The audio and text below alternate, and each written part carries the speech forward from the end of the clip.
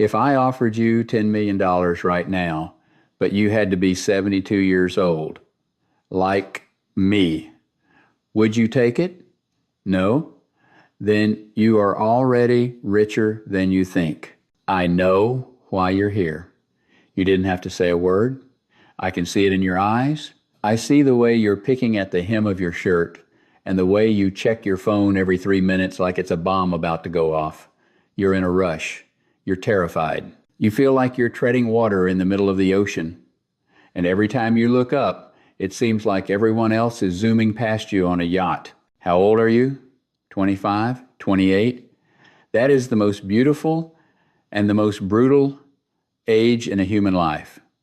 People call it your prime, but I call it the storm season. You look at me now, a 72-year-old man, moving slow, gray hair, and you probably think I was born this calm. You'd be wrong. If you met me in 1980, you would have met a lunatic, a maniac in a three-piece suit chasing the sun from dawn until midnight, convinced that I was the absolute center of the universe. Let me tell you about the price of blind ambition. Back then, I was exactly where you are. I was obsessed with making it. I defined my entire existence by what I owned. I thought if I didn't have the newest car in the lot, I was a loser. I thought if I wasn't a VP by the time I was 30, my life was a waste. I looked at my friends, one starting a tech company, another backpacking through Europe, another buying a house, and I felt this burning jealousy in my gut. It was like acid. It ate away at me every single day. So I ran. I entered the rat race and I sprinted. I worked 16-hour days. I missed my best friend's wedding because of a client meeting in Chicago that I can't even remember now.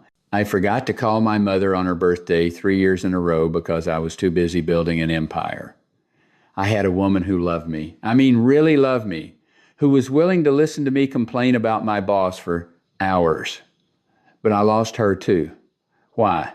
Because at dinner, I wasn't looking at her. I was looking at my pager. I was mentally reviewing spreadsheets. I was physically there, but my mind was a million miles away, chasing a paycheck. And then the day of reckoning came. I was 40. I had it all. The title, the corner office, the house so big, I got tired walking from the kitchen to the bedroom. But on the night of my promotion party, after the music stopped and the last shallow guest went home, I sat alone in that massive, cold living room, and I wept. I cried like a lost child because I realized I had spent 20 years climbing a ladder, only to find out it was leaning against the wrong wall. I was successful, sure, but I was profoundly lonely. I opened my Rolodex. I had 1,000 contacts, but there wasn't a single person I could call at 2 a.m. to say, I'm sad. That is when I realized the great lie. Society, the media, the internet, they are all whispering in your ear right now. They're saying, hurry up, get rich, get famous. If you stop moving, you die. It is a lie. Life is not a marathon where you have to cross the finish line first. Life is a walk through a national park. The point isn't to run through the trees to get to the exit. The point is to look at the trees, to breathe the air, to actually feel the ground under your boots. Kid, I know you're playing the comparison game. You open that phone and you see the highlight reels, you see the houses, the cars, the vacations in Bali. But listen to this old man. What you are seeing is a movie trailer, and the trailer is always better than the movie. You don't see them crying in the shower. You don't see the Xanax on the nightstand. You don't see the crushing debt behind the designer bags. Do not let those static, curated images destroy your actual living soul. At 72, when death isn't some abstract concept but an old neighbor waiting on the porch, you understand the value of time. Your greatest asset right now isn't the number in your bank account, it's the years you have left. Don't sell them cheap for things that don't love you back. You want to know my biggest regrets? It's not that I didn't work harder. It's not that I didn't buy a bigger boat.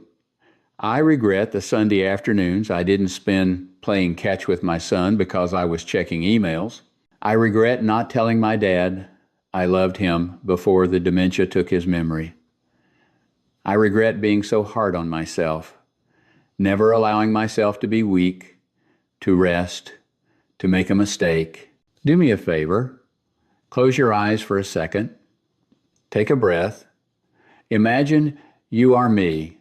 Imagine you are 72. When you look back from that vantage point, you won't give a damn about who was manager of the month. You will remember the warmth of holding someone's hand in the rain.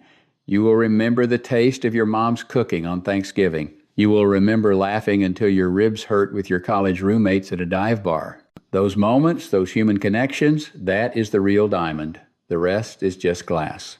So here is my advice to you. Slow down. You are not behind. You are exactly where you need to be. A sunflower and a rose bloom at different times, but they are both beautiful. You have your own time zone. If you just lost your job, don't panic. Look at it as a sabbatical the universe gave you to figure out who you actually are. If you just got your heart broken, don't despair. A heart has to crack a little bit so the light can get in. It makes you deeper. It makes you human. If you feel like a failure, remember that even the mightiest oak tree started as a nut that held its ground in the cold, dark dirt. Have the courage to live your life, not the life your parents or your Instagram feed want you to live. If you want to paint, paint. If you want to build furniture, build furniture. Don't pick a career just because it sounds impressive at a cocktail party if it makes you miserable every Monday morning. Success is waking up on a Monday and feeling just as good as you do on a Saturday. And above all, be kind. Be kind to others, but mostly be kind to yourself. Stop beating yourself up. Make peace with that kid in the mirror. You have survived 100% of your bad days so far. That's a hell of a track record. All right, it's getting late.